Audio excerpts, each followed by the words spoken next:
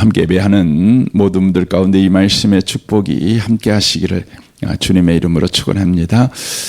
우리가 지금 주기도문을 함께 나누고 있습니다. 시험에 들게 하지 마옵시고 다만 악에서 구하시옵소서 그 부분을 나누고 있습니다.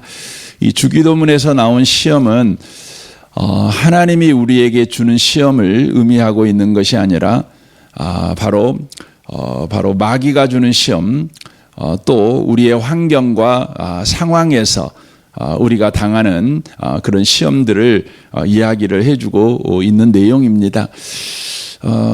우리가 그 부분은 우리가 주일날 우리가 들어서 우리가 성경을 보면 하나님은 시험하지 않으신다고 분명히 야고보서에 말씀하지만 성경 전체를 보면 하나님은 구원받은 저와 여러분을 시험하고 계시는 것을 보게 되어진다는 것이죠.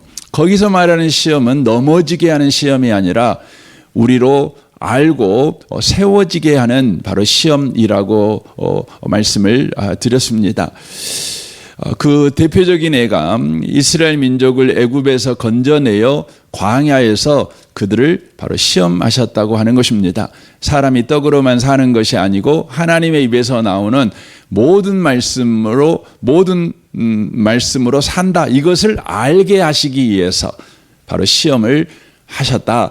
이 부분을 우리가 성경을 통해서 확인할 수 있습니다. 여러분, 구원받은 자들은 하나님의 훈련을 받는다는 것입니다. 시험을 받는다는 것이죠. 이 부분을 저와 여러분이 놓치시면 안 되는 것입니다. 하나님이 저와 여러분을 은혜로 구원하셨죠.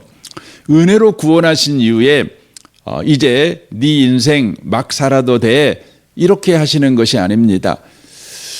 여러분, 은혜라고 하는 것은 우리가 생각할 때 공짜라는 생각을 많이 갖지요. 우리 입장에서 보면 분명하게 공짜인 것이 사실입니다. 그럼에도 불구하고 그 공짜를 우리에게 주시는 하나님 입장에서 보면 하나님은 모든 것을 바로 희생하신 것이죠. 아들까지 아끼지 아니하신 것이죠. 그것이 하나님의 그 은혜입니다. 그러므로 아들까지 아끼지 아니하시고 우리에게 공짜로 구원을 베푸셨다는 것은 하나님께서 바로 목적을 가지셨다는 것입니다. 저와 여러분에게 하나님은 목적을 가지고 구원을 주셨다는 것입니다. 여러분, 구원이라는 것을 여러 가지로 성경에서 설명할 수 있지만 그 중에 하나가 뭐냐면 구원이라고 하는, 자유라고 하는 것이죠. 해방이라고 하는 것이죠. 저와 여러분을 자유케 해주셨다는 것이죠. 자유케, 은혜로 자유케 해주신 것입니다. 근데 이 자유라고 하는 것은 무엇으로부터의 자유, 이게 분명히 있죠. 그러니까 죄로부터 자유, 낙심으로부터 자유, 절망으로부터 자유, 가난으로부터의 자유, 무지로부터의 자유, 무엇으로부터의 자유, 우리 하나님이 저와 여러분에게 허락하셨습니다. 그래서 저와 여러분은 죄와 사망의 법으로부터 자유케 된 자들이죠. 그러나 저와 여러분에게 주신 자유는, 곧 구원은 무엇으로부터의 자유만 주신 것은 아닙니다. 무엇을 향하여의 자유도 주신 것입니다. 구원도 주신 것입니다. 여러분, 무엇으로부터의 자유만 저와 여러분에게 주어졌다면 저와 여러분은 방탕할 수밖에 없습니다. 인생을 바로 철없이 철부지처럼 그렇게 살아갈 수밖에 없습니다. 이런 것과 똑같아요. 부모가 여러분한테요 매일 100만 원씩 주는 거죠. 굉장하지 않습니까? 매일 100만 원씩을 주는 거죠. 그러면 여러분은 뭐 하시겠어요? 아마 그 100만 원을 가지고 그냥 여러분 하고 싶은 대로 그냥 하지 않겠습니까? 100만 원을 부모가 주려면 여러분, 부모가 얼마나 힘들겠어요. 한 달이면 3천만 원 이상을 줘야 되는데 3천만 원 이상 부모가 주려면 세상 말로 빼골 빠지게 않겠습니까? 부모는 못 입고 못 먹고 그러면서 주는 거 아니겠어요? 그러나 자식은 그 100만 원을 받는데 아무 수고를 한 것이 없지요. 그런데 부모가 100만 원을 준 거죠. 그러면 이 아이는 바로 가난으로부터 구원을 받은 거 아닙니까? 그는 많은 것으로부터 자유를 얻은 것이죠. 그러나 100만 원을 그냥 주기만 하면 이 아이는 어떻게 돼요? 망가지는 것입니다. 망가지는 것이죠. 여러분, 구원이 죄와 사망으로부터의 구원만 되면 저와 여러분은 그 구원을 받은 이후에 더 죄 짓습니다. 더 죽을 짓만 하고 다닙니다. 더 세상은 난장판이 될 것입니다. 그것을 붙잡고 그것을 자기 신앙의 전부로 알고 살아가는 사람들이 있어요. 그게 뭐냐면 구원파들입니다. 구원파들은 죄와 사망에서 하나님이 나를 구원했다. 이게 전부라고 생각을 합니다. 그러니까 구원은 무엇으로부터의 구원, 이게 전부다, 이렇게 생각하는 것이죠. 그래서 그 사람들을 가르쳐서 도덕 폐기론자들, 이렇게 이야기를 합니다. 그러니까 우리나라에서도 구원파가 과거에 일으켰던 그 많은 그 일들이 있잖아요. 그래서 그 오대양 사건도 그거잖아요. 함께 그냥 자살해 죽어버리는 거죠. 또 불법적인 일을 정말 많이 하죠. 왜냐하면 구원받았으니까 어떤 짓 해도 구원이 취소될 수 없는 거죠. 구원받았어요. 죄로부터, 저주로부터, 사망으로부터 구원받은 거죠. 그러나 하나님의 구원은 반드시 목적을 가졌다는 것을 여러분과 제가 놓치시면 안 돼요. 그래서 이스라엘 민족을 애굽에서 하나님이 건져내신 것이, 홍해를 건너게 하시는 것이 구원의 전부가 아니죠. 이스라엘 민족에게 애굽에서 탈출시킨 것, 애굽의 그 저주에서 그들을 탈출시킨 것은 분명한 목적지가 있었죠. 어디입니까? 가나안입니다. 가나안에 가는 것입니다.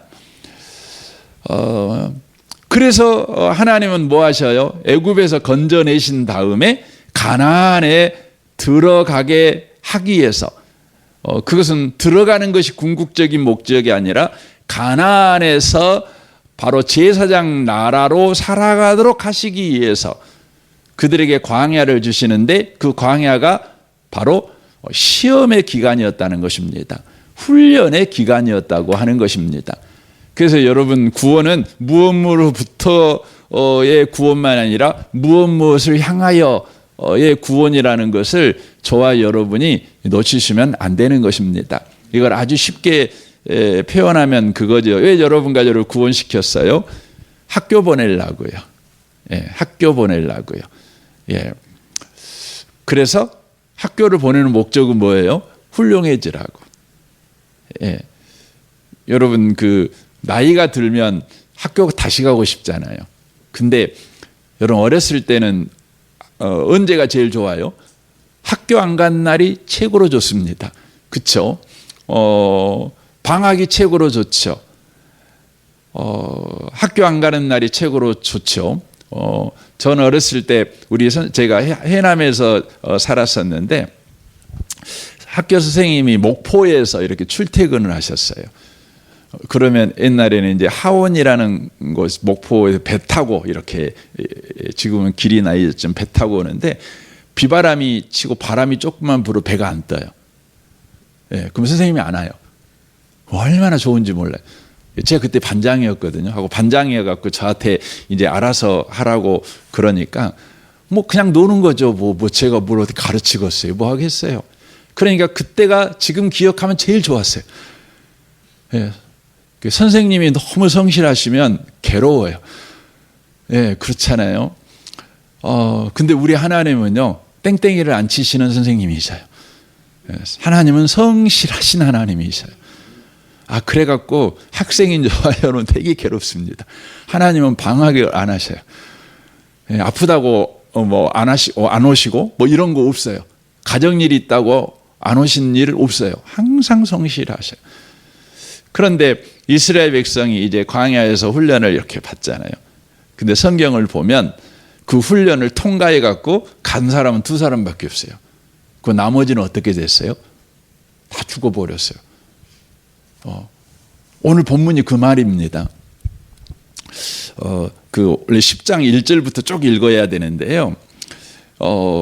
그들은 시험하다가 음행하다가 원망하다가 우상숭배하다가 어떻게 됐어요? 다 멸망해 버렸어요. 다 죽어버렸어요. 광야에서 죽어버렸어요. 그때 저와 여러분은 이런 질문을 하게 되는 거죠. 무슨 질문이냐면 하나님이 우리를 시험할 때 그 시험에 떨어지면 성경에 보니까 멸망이라는 단어를 썼잖아요. 그러므로 아이고 지옥 같구나 이런 생각을 우리가 하는 거죠. 여러분 제가 물어볼까요? 광야에서 사람들이 막 죽잖아요. 땅이 갈라져서 죽고 뱀이 물려갖고 죽고 뭐 그렇습니다. 다양한 방법으로 죽습니다. 죽는 방법도 험하게 죽잖아요.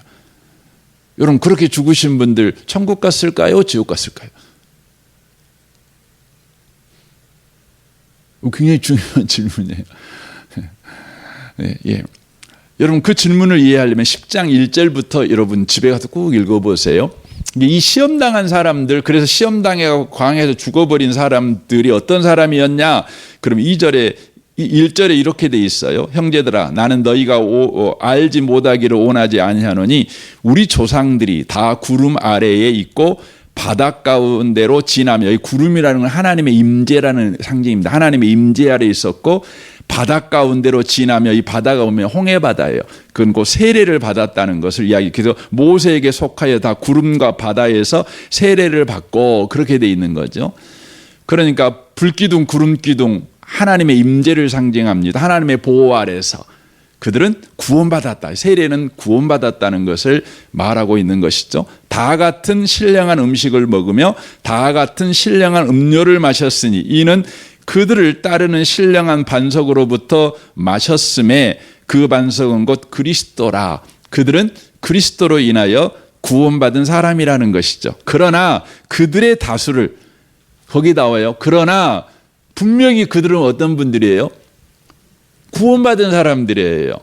구원받은 사람인데 그러나 그들의 다수를 하나님이 기뻐하지 아니하셨으므로 그들이 광야에서 멸망을 받았느니라 이렇게 돼 있어요.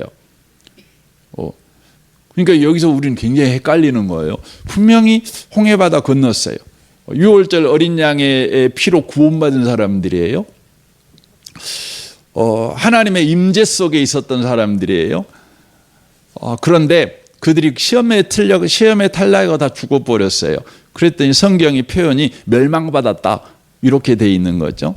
그러면서 6절을 보십시오. 이러한 일은 우리의 본보기가 되어 우리로 하여금 그들이 악을 즐겨한 것 같이 즐겨하는 자가 되지 않게 하려 함이니 그들 가운데 어떤 사람들 같이 너희는 우상 숭배하는 자가 되지 말라. 이게 쭉 이제 기록되어 있는 것이죠. 그래서 그러면서 음행하지 말아라, 또 시험하지 말아라, 원망하지 말아라, 이런 이야기를 쭉 하고 계시는 것을 보게 되어집니다.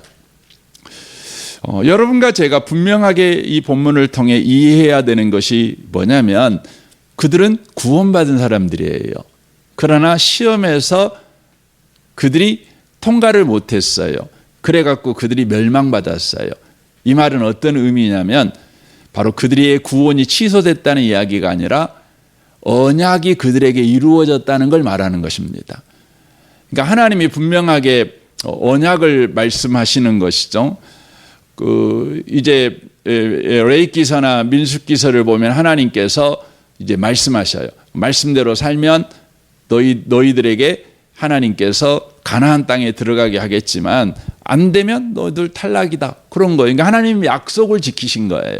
그래서 여기서 말하는 언약이라는 것은 하나님이 약속하신 가나안을 기업으로 받지 못했다는 거예요. 그러면 이들에게 일어나는 이 죽음, 멸망은 뭐냐? 이런 질문을 할 수가 있는 거죠. 이 질문에 대한 대답을 이제 11장에 가보면 우리가 이해할 수 있는 장면이 나옵니다. 11장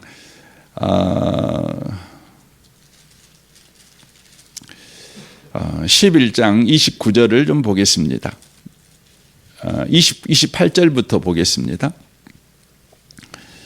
28절부터 사람이 자기를 살피고 그 후에야 이 떡을 먹고 이 잔을 마실지니 주의 몸을 분별하지 못하고 먹고 마시는 자는 자기의 죄를 먹고 마시는 것임이라.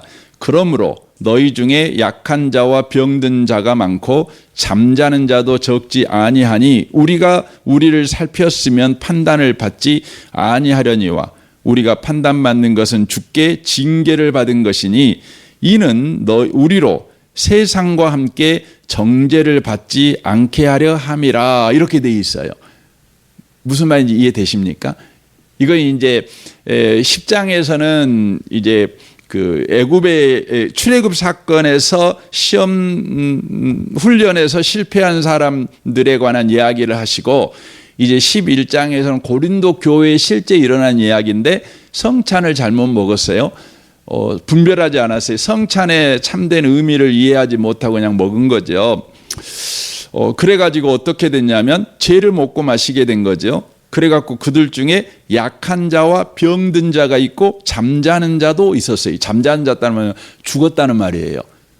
죽은 사람도 있는 거죠. 그러니까 하나님께서 약하게 만들고 병들게 만들고 심지어 죽게 만들었다는 것이죠. 근데 그게 왜 그랬냐? 그럼 그들의 구원이 취소됐냐? 그게 아니라 32절에 보면 주께 징계를 받은 것이니, 심판을 받은 것이 아니라 징계를 받은 것이니 이렇게 돼 있는 거예요. 이게 심판이 아니에요. 징계예요. 이는 우리로 세상과 함께 정죄함을 받지 않게 하려 함이라. 그러니까 세상이 받는 심판 같은 것을 받지 않게 하기 위해서 우리를 그렇게 하셨다. 이렇게 돼 있는 거죠. 그러면 여기서 우리가 질문을 할 수 있는 거죠. 그러면 하나님이 우리를 구원하신 목적은 죄와 사망에서 구원하신 것이 다가 아니라 우리를 영광스럽게 하기 위한 바로 목적을 가지셨고, 거룩한 삶을 살아가는데 목적을 가지셨는데, 구원받은 사람들이 이 땅에서 하나님의 훈련을 바로 받지 못함으로 이렇게 죽어버리면 그들은 하나님이 거룩하게 되는 걸 포기해버린 것입니까? 이런 질문을 우리가 할 수 있잖아요. 그렇잖아요.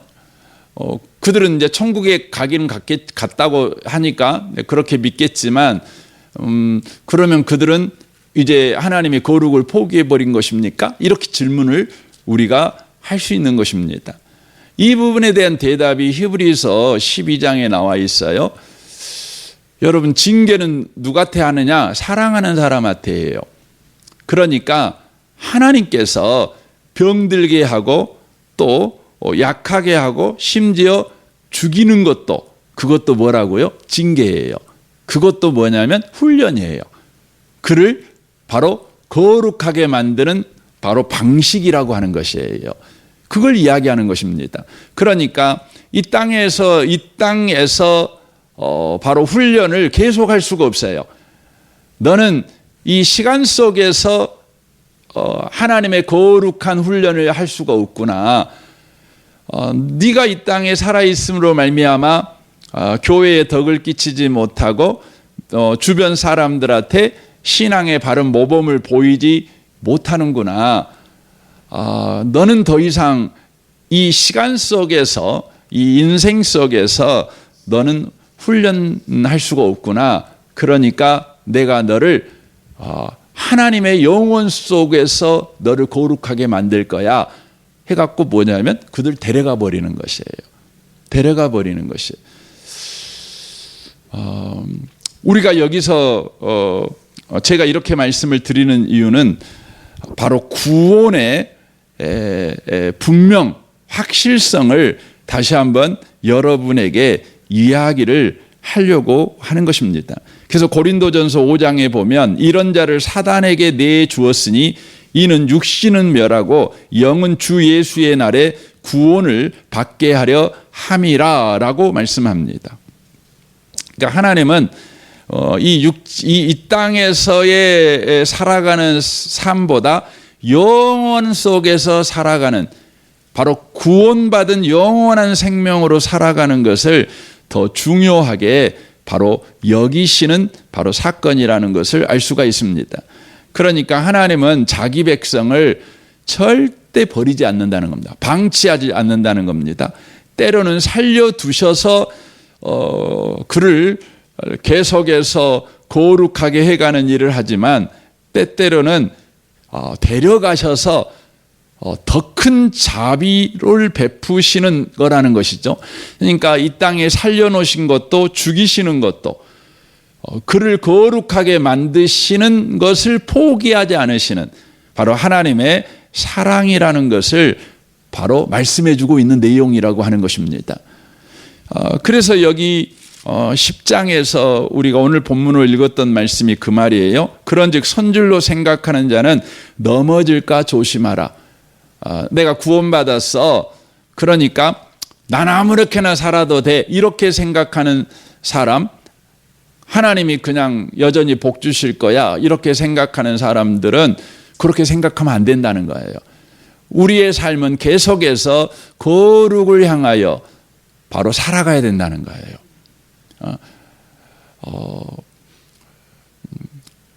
여러분과 제가 병들고 죽고 이럴 수도 있지만 하나님께서 저와 여러분을 향하여 거룩을 포기하지 않는다는 것을 여러분과 제가 놓치지 않고 바로 우리에게 주어진 매일의 삶에서 바로 거룩을 훈련하시는 하나님의 그 훈련을 쫓아 살아가는 것을 우리가 늘 생각하며 그렇게 동참하는 자가 되어야 된다는 것을 말하는 것입니다. 그래서 13절에 말하죠. 사람이 감당할 시험 밖에는 너희가 당할 것이 없나니 오직 하나님을 믿부사 너희가 감당하지 못할 시험 당함을 허락하지 아니하시고 시험 당함 즈음에 피할 길을 내사 너희로 능히 감당하게 하시느니라 라고 말씀합니다. 이 말씀을 많이 오해하죠. 하나님은 우리에게 그 시험을 안 주셔 이렇게 생각하시는 분도 계셔요. 왜냐하면 시험을 피할 길을 내신다 이렇게 생각하시니까. 근데 이 말씀은 10장 전체 문맥에서 읽어보면 이런 내용의 말입니다. 저와 여러분에게 시험을 당할 수밖에 없는 환경, 또 상황, 또 사람들 우리 주변에 있잖아요. 그래서 우리가 시험에 들면 늘 탓하지요. 내게 이런 상황이었기 때문에 그래, 이런 조건이었기 때문에 그래, 이 사람 때문에 내가 시험에 들었어, 이렇게 이야기를 합니다. 근데 주님은 뭐라고 말하냐면 아니야, 너에게 주어진 상황, 환경, 조건은 다 감당할 수 있는 시험이었어, 이 말이에요. 그러면서 피할 길을 주신다는 말은 어떤 의미냐면 너에게 어떤 상황, 어떤 조건, 어떤 사람의 말을 듣더라도 간에 너는 하나님이 계속해서 하나님께 순종할 길은 내가 막지 않았어, 그 말이에요. 그러니까 하나님은 저와 여러분에게 어떤 상황에서도 하나님께 순종할 길은 안 막아요. 기도할 길은 안 막아요.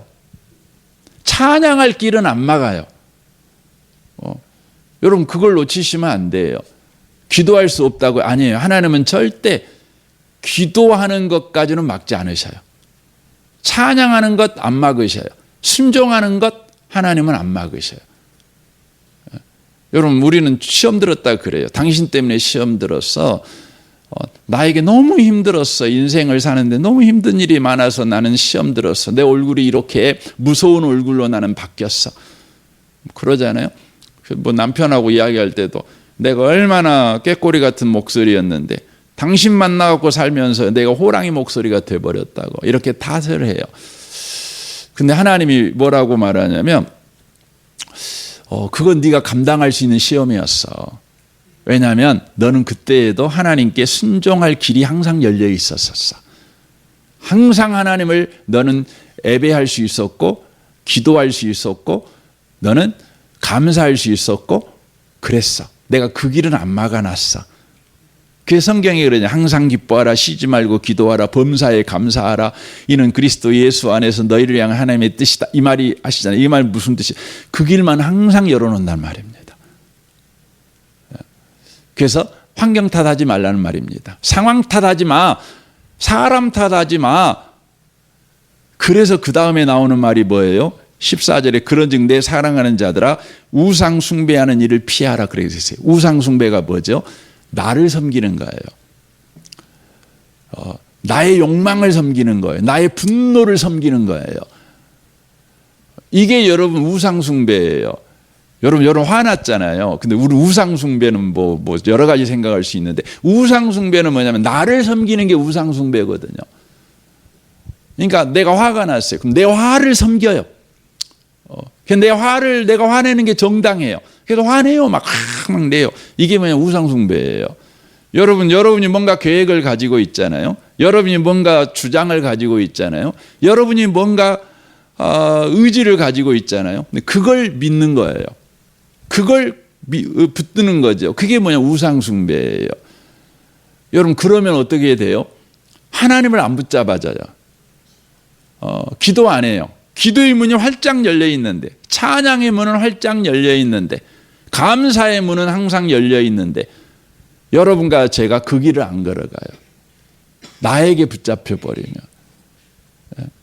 그래서 시험이라고 하는 것은 우리가 주기도문에서도 나오는 시험이나 하나님이 우리에게 주시는 그 훈련이나 여기서 늘 넘어지는 사람들은 어떤 사람이 우상 숭배해서 그래요. 자기를 섬겨서 그래요.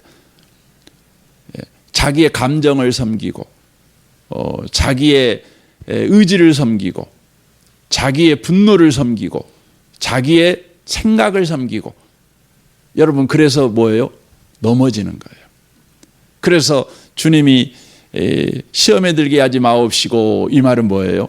주님 나를 지켜주십시오. 뭔 나를 지켜달라는 거죠? 나를 붙드는 나를 주님 불쌍히 여겨주시고 오직 예수만 붙드는 자가 되도록 나를 지켜주십시오. 이 기도가 뭐예요? 시험에 들게 하지 마옵시고 이 기도가 되는 것입니다. 이 아침에 오신 복 있는 성도 여러분, 여러분과 제가 예수를 믿었다면 우리는 뭐 살아도 구원받고 죽어도 구원받습니다. 오늘 죽으나 내일 죽으나 여러분과 제가 뭐 못나서 하나님이 너 그만 살아라 그래서 죽을 수도 있습니다. 그러나 우리의 구원은 취소되지 않습니다. 주님은 이 땅의 삶을 여러분과 제가 살아가면서 내 주변 사람들한테 예수 믿는 건 이렇게 사는 거야. 이것을 바로 선한 영향을 끼치며 살아가기를 원하십니다. 거룩한 제사장의 나라가 되기를 원하십니다. 저는 주님께서 허락하신 그 사명을 주님이 주신 날까지 잘 감당하다가 주님이 부르시는 날에 천국 갔으면 좋겠습니다. 그냥 아이고 너 도저히 안 되겠다. 너는 천국 빨리 와야 되겠다. 너는 이 땅에 있어 갖고는 너는 교회를 망가뜨리고 사람들을 힘들게 하고 그렇게밖에 너는 못하는구나. 안 되겠다. 내가 너를 내 품에 안아서 너 거룩하게 만들어야 되겠다. 그것도 감사하죠. 그것도 감사해요. 뭐 우리야 이래나 저래나 감사한데 우리가 생각을 할 때 바울 사도가 말하잖아요. 내가 왜 살아있어야 되느냐? 그러면 당신들한테 유익이 되니까. 우리는 사실은 죽는 게 더 낫죠. 살아봤자 또 우리가 열심히 산다 그래도 얼마나 주변 사람들 불편하게 합니까? 그러니까 얼른 죽어버리면 좋겠는데 그래도 하나님은 나를 통해서 한 사람이라도 아이고 좋다. 이렇게 희망을 보도록 하게 하기 위해서 기회를 계속 주고 계시는 것입니다. 오늘도 이 은혜 속에서 살아가시는 모든 분들 다 되시기를 주님의 이름으로 축원합니다. 아멘. 우리 같이 기도하겠습니다.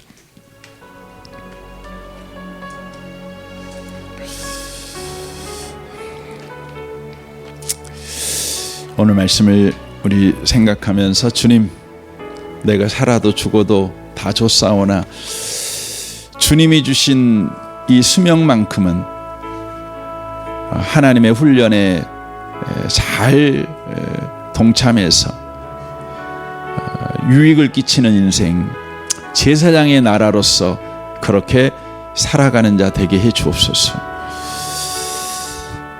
너 더 이상 안 되겠다, 그냥 가자. 주님, 그것도 감사하지만 주님, 우리가 주님이 주신 수명만큼은 그렇게 선하게 살아가기를 원합니다.